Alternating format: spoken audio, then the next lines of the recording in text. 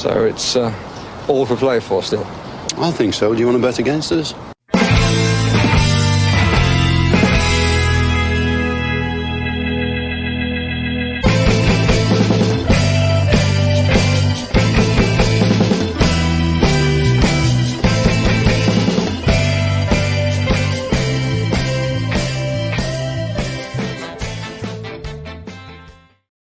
Hello, Aston Villa fans, and welcome to For the Love of Paul McGrath podcast. Look who I'm after finding. Look what the cat's after dragging in. I'd say it could be a month, Paddy, since I last spoke to you. Be close to it. Say it's very close, yeah. When was the last game of the season? It must have been around the 19th, 20th, or whatever it was. About 6 years ago, it feels like, Paddy, since the last game we played. Yeah, listening to all the rubbish that's going on at the moment, it feels like about a year ago since we actually had a game, but sure. At least we know now when we're going to be back out again and who we're playing against, and it's less than a month till we play Walsall, so it's all good. It's all good is right. Yeah, it's absolutely. And like, there's been more, and you're right in what you say there, Paddy, because there's been more talk about balance sheets and spreadsheets than there has been about clean sheets. I see what I did there. I didn't need that. I didn't even know that was going to come out of my mouth before I started. So it'll be nice to get back to that kind of frame of mind again, about what actually happens on the field. But Paddy, you took in some of the sights and samples and the delights of Greece, of Athens, while you were away. You were over there for the Europa Conference League final, weren't you? And you went out to Piraeus, but you couldn't find the celebration. Well, I didn't go to Piraeus for the celebration. I was in Piraeus, all right, because I took a ferry to a couple of islands from Piraeus. But the celebrations were ongoing. We could hear them as we meandered through the streets trying to get a taxi back to the hotel at 2:00 in the morning after the final. And as we began to get closer to the sounds of the sirens and the singing, we moved further away because we reckoned it was absolute carnage when the Olympiacos fans took to the streets. So while I was green with envy with what they got through that night, I was delighted for them. They deserved it, I think. Albeit, I'm glad to see the end of the parachute from the higher echelons of Champions League into Europa League and Europa League into Conference League. I think it's completely wrong for many reasons, but we won't go into that here today. But it was great to be in the city. It was great to be in the city with over 1,000 Villa fans and seeing a few familiar faces, climbing the Acropolis and enjoying a pint when it was all done. All those kind of things, just on the bucket list to do. So just so happened that Villa might have been there, but didn't get to that stage, unfortunately. But I enjoyed my break no matter what. Yeah. That a break like that seems like a distant, very far off in the distance, should I say, for me at the minute. But hopefully I get out to Greece at some stage. Never been to Greece, and for somebody who's been so involved, I suppose, with classical architecture and stuff like that in my previous life, should I say, it's probably some place I should get to very, very quickly before anything happens. All those beautiful buildings and all those beautiful monuments out there, I should get out there very quickly. But we're not here to talk about monuments. We're here to talk about monuments to the wonderful pyramid of English football, and that is the birthing club of Aston Villa. And there's been lots going on with regards to Villa, Paddy. I don't know where to start. I suppose we might as well start with the schedule release, Paddy, because I think that there's probably a lot less kind of conversation I think that we can bring out of that one. Because I don't mind. Like I look at the schedule release that we've had, and I don't really have any hot take in it. I'm going to be honest. I'd just be interested in yours. If I would share up the screen, share up the actual the schedule there that we have been given. So we can see there, obviously, we start off on an away day against West Ham. We finish the season with an away day at Man United, and then obviously everybody's eyes go towards December, where we have Man City and Newcastle and Brighton in a trio there, which could be quite difficult. But what's your view on it, Paddy? No, I'm more worried about November than anything else, because we've got Tottenham, Liverpool, and Chelsea away in November. I think that's our toughest month. And we'll have and look, Champions League games there because we won't be knocked out of the Champions League at that stage if we are to be yeah, knocked well, out without being it, defeated. there's nothing we can do about the fixtures, but it's unfortunate that these are going to come either side of a Champions League game. So we just gotta put on our big boys pants now and go for this. So that this is what success looks like, and you got to run the gauntlet of these fixtures, and hopefully we can get results either side of the Champions League, as well as trying to progress in that competition. A lot of noise around starting away from home and finishing away from home, but I'm reliably informed. Could be wrong, could be totally wrong, but I'm reliably informed that we asked for an away trip for the first game of the season in order to give us a week to finish the work of Villa Park. Like, who doesn't want to finish the season at Manchester United and lift the trophy there, in fairness? That would be that's what's going to happen. We're just going to win the league. We're obviously not, like, the reason we're not flapping our around about this is because we know we're winning the league this year, and it's just a case of just getting through these games until we get to lift it. Might as well book your accommodation for Manchester right now, Paddy. That's what I'd say to you. Oh, done and dusted. Done and dusted. The big one for me, I suppose, when I look down through this, and I know everybody looks towards their birthday. Well, I know you do, Paddy. You look towards, and you've got Liverpool at home in and around your birthday there in March.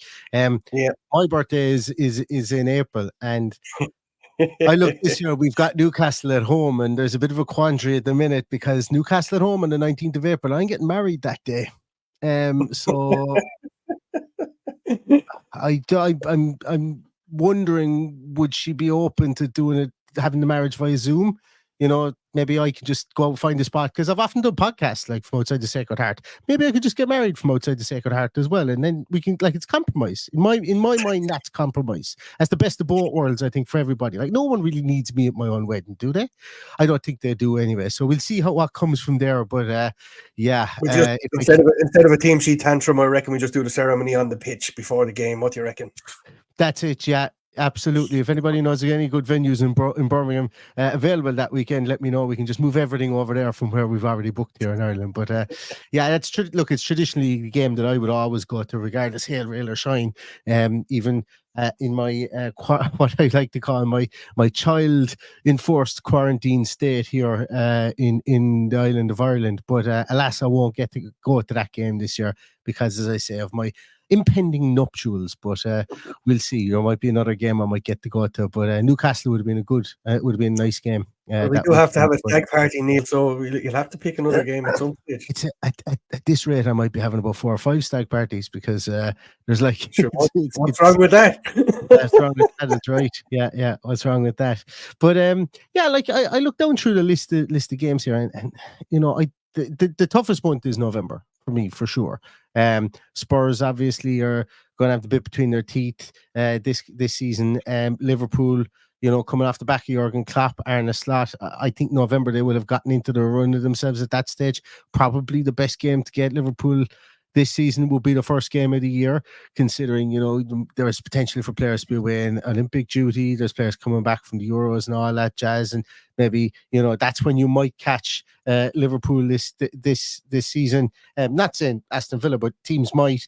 You've got a resurgent Palace under Glasner, and then you've got Chelsea, who I think everybody are going to expect to be pretty good this season, albeit that there is the Joker question mark under Enzo Maresca. So, like, it's going to be a really interesting month. Can Ange Postecoglou pick himself up off the floor, pick his players up off the floor again, like he had a good start to the season? Can Arne Slot hit the ground running with Liverpool? Will teams have found out Oliver Glasner? Will they even have their front three by the time that game comes around, the 23rd of November? And then you've got Enzo Maresca. Is he as advertised, or is he what Chelsea think that he is there? Because we know the players that Chelsea have are really good. It's just the manager hasn't been able to gel them together. So that's an interesting month for me there. But outside of that, you know, I think it's really well spread out kind of season for us, and I think it's a season full of hope. I think the first 3 months, when you look at it, and like, obviously you've got Arsenal at home and you've got Man United at home, but the run of fixtures of West Ham, Leicester, Everton, Wolves, Ipswich, Fulham, Bournemouth, So all of those games are winnable games, and let's face it, Man United is a winnable game. United at home. Based on what they were at last season. And look, we beat Arsenal at home last season. We beat them home and away. So, like, as we say here in Ireland, two smart Latin Hibra. Can you imagine where we're going to be on the 1st of November after those that run of fixtures? I think that's been very kind to us. I'm happy enough with how the season starts. It's just you're always, no matter who you are, you're going to look at a bunch of fixtures together and go, that's tough. So November, December is going to be tough, but look, we're a much better organization now and a much better team, and we've just got to be positive, I think, about what the future has for us. Oh no, it's not the October fixture. I think I was talking to Michael Huggins. A lot of you guys might remember him from the well, you'll obviously know him from Twitter, but you guys might remember him from the podcast he did about the Aston Villa Foundation and the fundraising. But Michael is going to cycle from Birmingham to Bournemouth for the Bournemouth away game.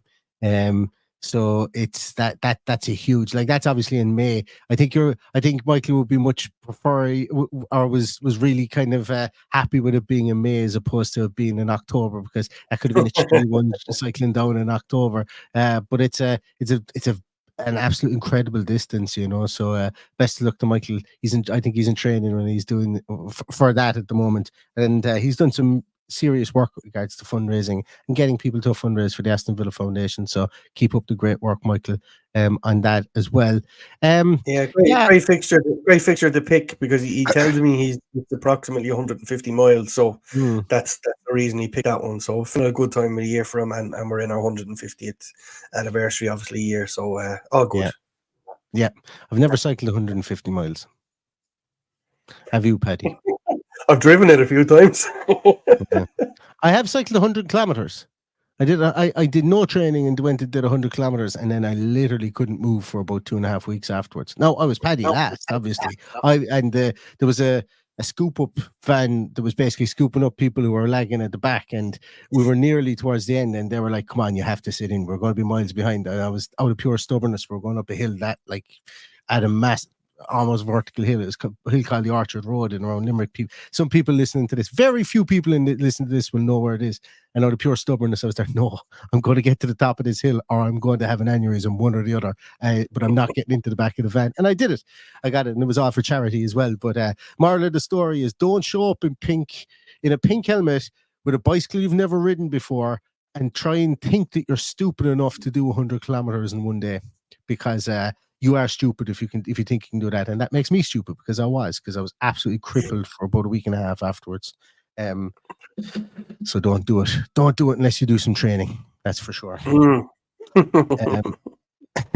So yeah, look, as I say, there isn't really a whole pile, I don't think, to go through with the fixtures. I know there was a lot of talk online about away fixtures and Champions League things and fixtures and things like that. There was a lot of people talking about Saturday games after Champions League fixtures. Obviously, that's all going to be rattled out and around once the Champions League fixtures do come out, once they're all drawn. Sky still have their hands on this as well, so kick-off times and days will probably move around as well as we look towards it too. But on initial viewing here, provided that they don't start moving games into different months, I think that I think it's looking pretty good. And if memory serves me right, I think Stan Collymore had that it was 4 home, 4 away after the Champions League ties, based on his calculation. Now I know Dave Reid had 2 and 5, I think, or 2 and, yeah, I think it was 2 home and 5 away.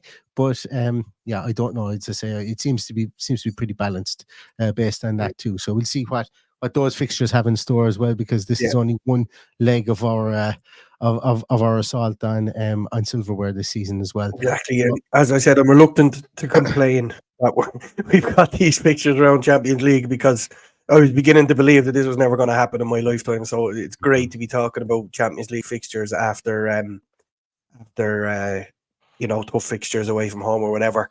Just a quick question, Neil. Is there some rule that if you're playing on a Tuesday, you can't play on a Sunday? Is that correct? The Champions League?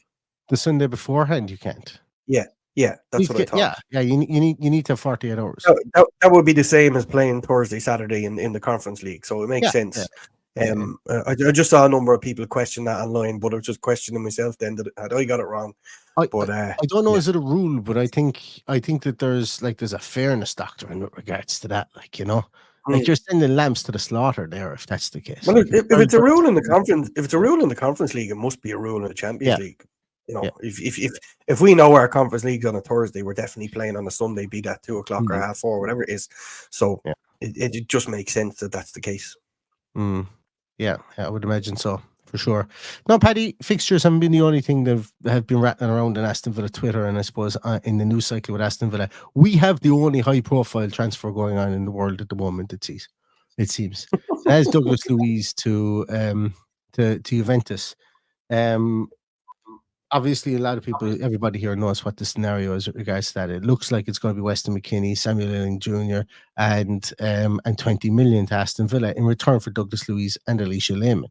And I think that that's another reason why there's so many eyes on this as well, because it's such a weird transfer from the point of view of norms or considered norms. And it's an abnormal transfer. Not only are there player swaps, but there's a couple going in the opposite direction.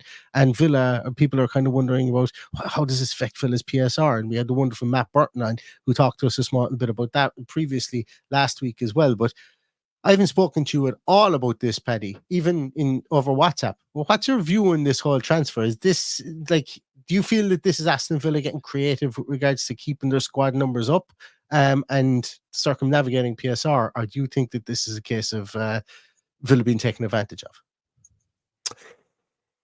I hope it's not the latter. I am a small bit worried about PSR and what we need to do before the 30th of June. And being 11 days out from the 30th of June, the closer it gets to that, the more worried I get. Because, you know, I really wish it didn't come to football, didn't come to the politics and accountancy that's now involved in it, but it is. And as you say, you had Matt on to have a really good conversation about that. Unfortunately, for me, accountancy and that kind of things are not my forte.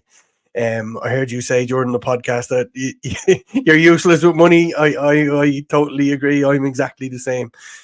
So there's much more intelligent people than us trying to manage this from an Aston Villa level. I think myself looking at it from the outside in seems like this thing is way too complicated to land as people expect it to land. For a start, the first ever couples transfer, it seems absolutely bonkers. It's a bit of a sideshow.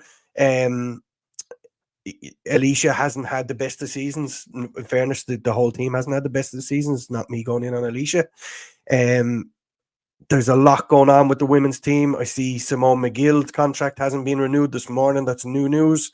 So there's a lot. Considering she was signed with fanfare, was injured, and only came back for the last 6 or 7 games last year. It was mad. Like they basically just paid her to do nothing. Like they didn't even get to see her. Really strange. And then what really complicates it for people is, and look, I'm not of this opinion that Weston McKennie had a bad season at Leeds, and we should be taking that as gospel to how he's going to play in the Premier League, because we have seen the guts of a team come from relegation fodder to Champions League qualification under Unai Emery. So can he do that with any player? I absolutely agree that he can. So I'm not worried as such with who he brings in. It's just there's too many moving parts in this for me. I would much rather see an announcement that Douglas Luiz is going, and then worry about the sideshow afterwards of bringing in, let's be fair, a decent central midfield player and a really, really good talent, young prospect coming through as well. So I'm happy enough with who's coming through, including the change which will sort out PSR. It's just there seems to be, like, even to do a swap deal is difficult. But to push everything that's in there between the money, the two players need to agree to come. We've read this morning that Weston McKennie wants to go to Spurs. If you want to go to Spurs, good luck to you. There's 2 things that came out this morning, and sorry for cutting you off there, but I think it's important to say this, that and it's why I parsed the start of this with it's such an abnormal transfer. Everybody wants a piece of new news with this transfer because there's fuck all else going on with regards to transfers in the world at the moment. Mbappe is gone to Real Madrid. There is no other transfer really of high repute going on at the moment. Then you throw in the complexities of a player swap deal. The world is looking on this and going, how does this affect PSR? As I said previously. And you've got the Weston Mckennie piece. Like a lot of the information that's been said around is driving traffic on Twitter. That doesn't go unnoticed towards media people online as well. How do we drive interaction? How do we drive engagement as well here? People in Villa fans are split. I would say probably 50-50 in this. Some people hate him. Some people want him literally tossed off the plane and back to, get out, go away. And he hasn't even kicked the ball for Villa, which I think is a bit silly. I'm going to be honest. And you guys are going to have your own opinions, whatever. I don't share that opinion with regards to Weston and McKennie. It's fine. I suppose silly is the wrong word because I don't want you to feel like I don't feel anybody feel like I'm having a go at them. But I just think that you need to see this guy in Unai's system first. And also he's just come off a really, really good season. He may flop at Aston Villa. But the other thing is that the other piece with regards to this is that it came out this morning that Spurs have hijacked the deal.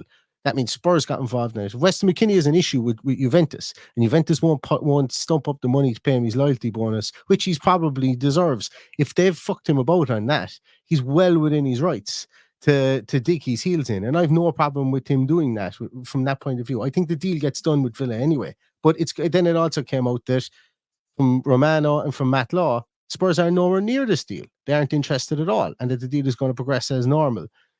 So then it also came out as well that Moise Keane was going to be offered. I've gotten that came out. I didn't even post it. I got 2 DMs this morning from people to say that Moise Keane stuff is nonsense. It ain't happening. Villa are not interested. Number one, and second of all, he wasn't offered. Now I don't know how true those are either. But so what I'm saying about this is the only gig in town, and everybody wants a piece of it to write something about it. And at the end of the day, with the amount of traffic this drives, because it's the only gig in town from a transfer point of view at the moment within the Premier League, the biggest high profile one, everyone's going to want a piece of the deal. And it doesn't matter whether it's right. It just matters who's first, I suppose, with regards to news, with regards to this recently. So that's where I'm taking my leave from this. And look, if it isn't Weston McKennie, if the deal falls through, there are teams out there that will buy Douglas Luiz for his value and his worth. And if Villa have a 60 million or 65 million or 70 million value on him, well, so be it. I think we can find a purchaser. And if it's not done before the 30th of June, I still think that we'll find a way. We will find a way for PSR. I'm not concerned about PSR based on this, but everyone's entitled to their opinion. I just think that there's a lot of stuff being written about this one because it's the only gig in town. Yeah, and there's a lot of bullshit been written, unfortunately, and you love this time of year. I'm the complete opposite. I prefer to talk about football and what's actually happening as opposed to what might happen. I suffer a little bit of anxiety at this time of year when you've got players that you've absolutely fallen in love with or are been talked about leaving. I'm not saying Douglas Luiz is one of them. He's obviously one of our better players, but I think he's one of our sellable assets. So I'm absolutely fine with that. But I really suffer mentally around football at this time of year. And this PSR stuff is really adding to it for me. And just because there's people who are unqualified talking about it that really haven't got a clue where we're standing. And it just annoys me, that they're saying, oh, we have to sell Douglas Luiz. Tim Irigmudim linked with Everton yesterday. Nobody actually knows what we've got to ship here. And I'm confident that our guys will find a way of making it work. But the whole thing is an absolute shit show. It's just aimed at making the rich richer or the rich better, and the others nearly impossible to catch up. And I'm with our owners for challenging the Premier League about their rules. Like it's virtually anti-competitive. Like people are just buying their way to the Premier League every year, and 115 charges will tell you that they're not doing anything about it. There's nothing being done here. And nobody has questioned Chelsea. They've absolutely spent like lunatics for the last 4 or 5 years. There's no question of how many charges they're up against. Albeit Man City did and sell. Apparently, they don't have to sell anyone for PSR. magically Yeah, out of nowhere. just And it just their doesn't make accounts any sense. don't Yeah. show their accounts don't show the hotel sale or purchase because it hasn't been approved yet, apparently. So, like, once again, we were talking about there unqualified people. I am an unqualified person talking about stuff I do not know, and I conjecture on Twitter. But like, Oh, we all are. you, but you know, like what you said there. We've no idea what Villa need to spend or what Villa need to recoup. We've certainly don't have any idea what Chelsea. Like Chelsea's must be like someone got sick on the page somewhere. Like when you're trying to do the maths there. But it will be interesting because my next question, Paddy, is based on Nassif Sawiris coming out and saying and challenging this. Do you think he's up for enough of a fight to take a points deduction and say fuck him, we're spending?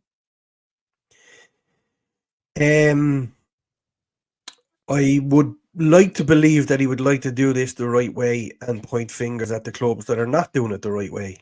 That's the way I'd like my club to be run. I don't want a points deduction hanging over me either, because as we've seen this season, a points deduction would have been the difference between Champions League football and probably not European football at all. So I believe everyone should do it the right way, but everybody should be policed exactly the same.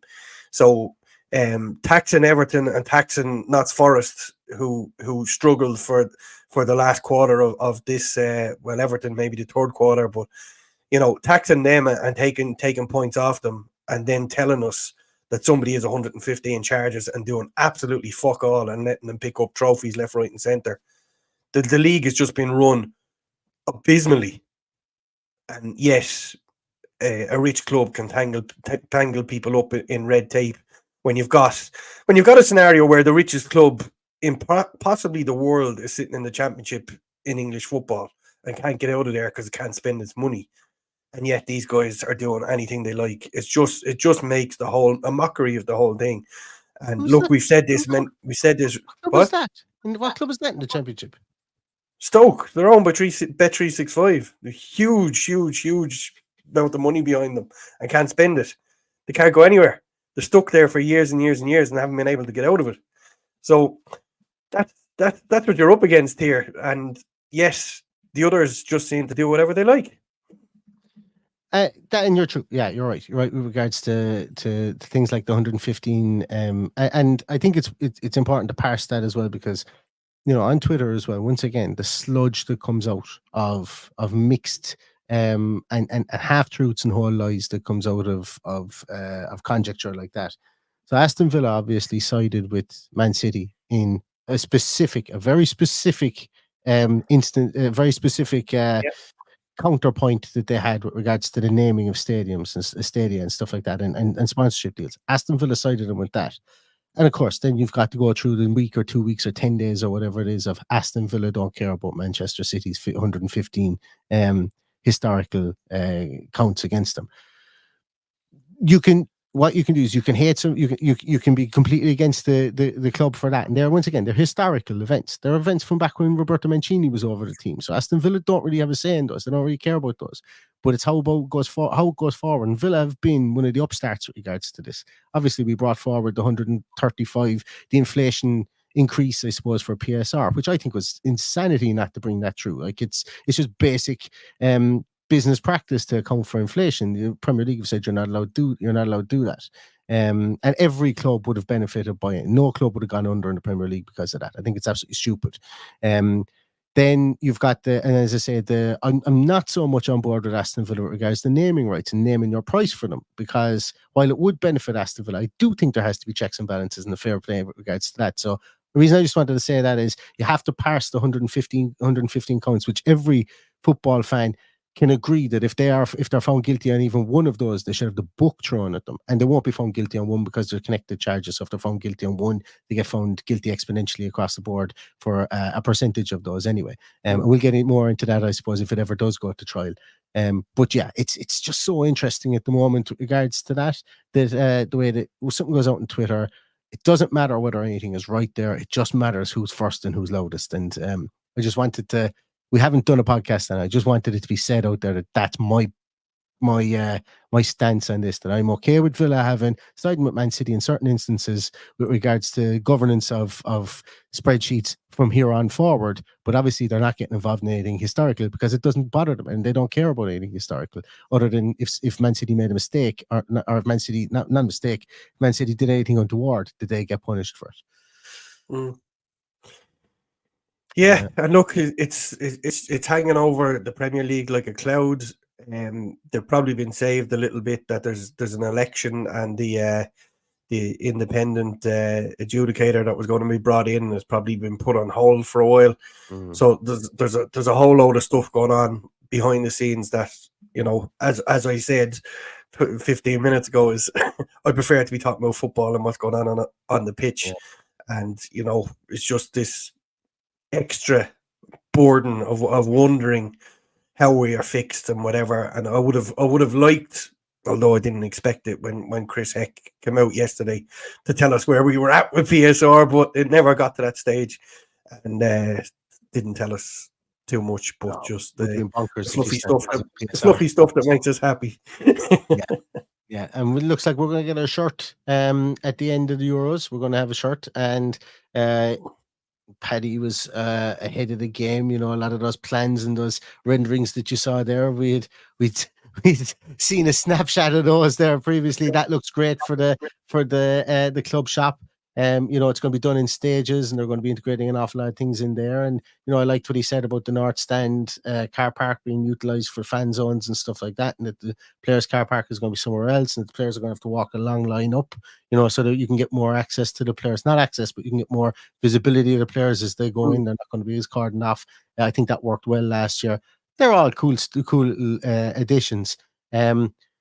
The hospitality piece seems to have dropped like a bit of a stone in some quarters, but then again, for the likes of me and you and for everybody else watching this, hospitality stuff will always drop like a stone anyway. But the people who want hospitality are the people who are going to snap that up. And yes, it's at the behest of potentially of match going everyday fans and stuff like that. But money has to be made somewhere along the line.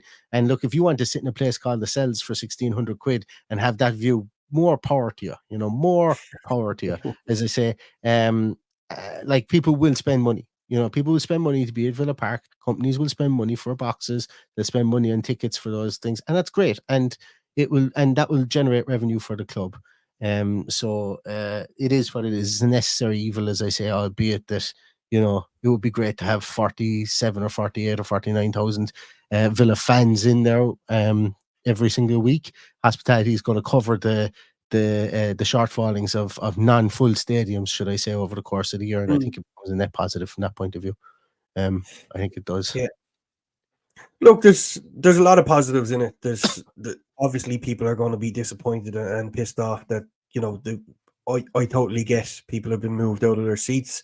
That has been managed badly, in my opinion. People only finding out at the last minute just before renewals that their seat is moved, which reminds me I haven't even looked into mine to see if I've been moved, but I don't think I have. But I need to do that in the next couple of days and get my season ticket sorted out. Otherwise, my son might excommunicate me from the family. But I'll do that in the next few days. But yeah, I've had a number of conversations. A guy that listens to the podcast actually rang me the other day, talking about buying one of those tickets for the Cells, and he went through the conditions and stuff with me, and I was like, Jesus, this is mad. It's mad that they create. Look, if they're creating money where there was no money, you know, it's a necessary evil. It's just the discommoding of fans from seats they've been in for many years is a hard one to take. And look, we all know we don't own those seats. We're only just renting them year on year. You can be entitled the same way as if you're renting a house that somebody wants to sell it on in a different way. There's nothing you can do about it. It's just part and parcel of being a season ticket holder. But yeah, the hard one to take, moving all those people in I've had friends of mine, families who have been moved away from their kids and stuff like that needed to be tidied up. It's just crazy stuff. But what can you do? You know, it seemed to me there was just a last minute thing that was rushed through. It's unfortunate. I hope everybody gets sorted out somewhere where they're happy to sit and watch the game. I doubt that will be the case, because there's always going to be people who are unhappy. And look, it's probably just the way modern football is, and while we have to put up with it, I think the silver lining is what happens on the pitch will make life a whole lot better for us as people, as fans who I definitely didn't expect to ever see Champions League football in my lifetime, especially when you go back 7 or 8 years when we're being relegated. So it's great to be in this position. I just wish the clouds that we're talking about in between would just lift. We get to the 1st of July and we can go start spending again and start building the team for the future, which we know is going to happen. It's absolutely going to happen. But I'd prefer to know where we are with PSR, which is a tough one to take. And I know and I understand they can't be showing their hand. They can't be showing their hand to Juventus to show them how far off PSR we are. They can't be showing their hand to any suitors for any of our players. So it's important to keep the cards close to their chest. But I would have liked Chris Heck to tell us that everything was going to be okay. I think he more or less did in a lot of ways when he was talking about. And look, once again, I know we're going to have to parse everything with, like 2024, 2025, the financial year of 24-25 is going to be a nightmare as well. You know, when the Jack Grealish money drops off.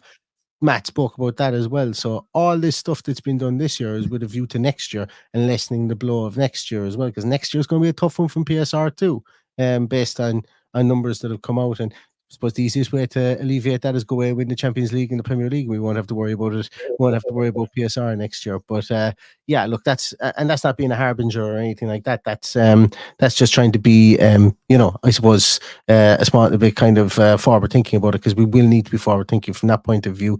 But Chris Heck obviously wasn't going to go into anything like that. I think what he did say was, he gave an update on the infrastructure around the ground and obviously the shirt and so on. And if you listen to this podcast, you would have been aware that the shirts would have been picked and designed 24 to 18 months prior, because the great Rob Warner told us that last year when we were reviewing the Castor shirt that came out this current, the one that we just had, the BK8 one. Rob Warner dropped that nugget on us as well. So Rob Warner knows who he's talking about, the real Rob Warner on Twitter.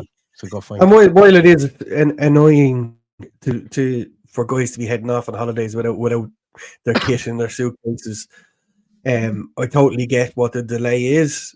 I totally get that we're not seeing the kit, because if you were heading off to Turkey or Thailand or whatever, you'd end up being able to buy a snide copy of the shirt, which is obviously not what we need as a club. We need people to be spending the money within the club and buying the shirts and buying them from Adidas.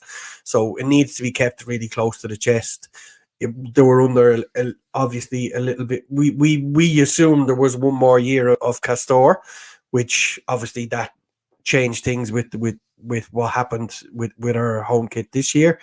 So as a result, this has been fast tracked through, where normally you've got 18 months to sort out your kits for the years ahead. That was rushed through in probably, let's say, 6 to 9 months, maybe. So yes, January. So, I think they said. Yeah. So it's made things a little bit more difficult to get kits on display and on the shelf and ready for sale, but they'll be there for the start of the season, and that's what we're used to anyway. But having a superstar brand like Adidas, for example, you can see Manchester United had their kits out already. Celtic have their kits out already. Anyone that's with Adidas have their kits out already, and that's how it will be from next year on, I would imagine. Like the days of Liverpool wearing their new kit in the last day of the season and all that kind of stuff. So all will be good. Yeah, I think so too. Paddy, very quickly, talk to me about John Duran. Going to play Champions League football for Villa next year or out the door? It just, to me, it depends on whether Unai Emery has decided that he can tolerate what's going on behind the scenes. And we don't know the full extent of it. We know he's crashed his car a few times. We know he's a handful. We know he's struggling with the language. For me, I think ultimately with John Duran, the juice could be worth the squeeze if we hang on to him and see what could possibly blossom from this flower, which is only a bud at the moment. So if he can get his head together and grow up, I think he'd be a really important player for us going forward. But it seems like there's an awful lot of growing up to do. I would hate to see him be sold to Chelsea. I would hate to see him to be sold to any other team in the Premier League, because it would absolutely kill me to see him blossom week on week in our league. But if that's what needs to happen, that's what needs to happen. And whatever our manager decides to do, I trust him. But I would have liked to persevere and see if we could mold him into the player that he could potentially be. And lastly, young Tim rumoured for 10 million out the door for Aston Villa to Everton, to Sean Dyche's Everton. What you make on that rumoured deal? I suppose the fees involved. You've always, in fairness, you've always been on the side of Tim isn't quite ready yet, or he wasn't quite ready for what we needed him to do last year. My view on it is that 10 million is a nice wage. I'd be interested to see if there's any add-ons, if there's any buyback clauses and stuff, or even if this transfer goes through. Talk to me about that, Paddy. Yeah, an interesting one, this, because obviously we're talking about an Everton team Everton club who have been docked points this season. So it doesn't strike me as something that's going to happen before the 1st of June, when they have, or the 1st of July, when the accounts situation sorts itself out. So it's not going to help us on the PSR between now and the 30th of June. Is 10 million enough for me for Tim at the moment? I think yes. He hasn't. I've been given out to for my opinion on him, but I don't believe that Unai Emery completely trusts him, and as a result, I think he's out the door. And lastly, it seems that there are clubs interested in Cameron Archer as well. Like, lest we forget, Cameron Archer is an Aston Villa player again, bought back once more by the club because of the clause in the contract. I would imagine he's going to probably go to pastures new again. Clubs looking at him, I've heard some wild figures. I've heard 20 million. I've heard 22 million. Clubs are looking to bid for him. Would you, if Duran gets sold, would you look at maybe keeping him? Do we need to sell him? Do we need to sell both him and Duran? You know, for all the fees it would bring in? Again, or is it again a case, does Unai trust him as much as he needs to? I think the fact that he sold him last season will tell you everything you need to know about what the management think of him. I think of a bid of anything above 13-14 million comes in, I think it would be accepted. There's obviously been some mad figures bandied about. I don't think he has the trust of the manager either. I would prefer to see Archer out the door before I saw John Duran out the door, but that's just my opinion. All right. Well, look, I suppose there's going to be a lot more to be spoken about with regards to that. I forgot to mention at the start of this podcast as well, everybody. This is a pre-recorded podcast. So if we touched on any of the points that you were discussing, then we must be just brilliant at reading the tea leaves with regards to that. So thanks so much, everybody, for your time, for watching this. I've got a sick dog here behind me, so in case anybody is feeling sorry for themselves, you won't be feeling as sorry for yourself as this poor little fella behind me, whose name is Paddy also. He was called Paddy before I ever met this Paddy. Before I ever met that Paddy, he was called Paddy. So I better go and tend to him. But thanks very much, everybody, for your time. And we'll be back as soon as anything breaks. We'll be back with more podcasts as well. Great to have you back, Paddy. And for everybody else, stay safe, stay healthy, and all that's left to say is up the Villa. Up the Villa.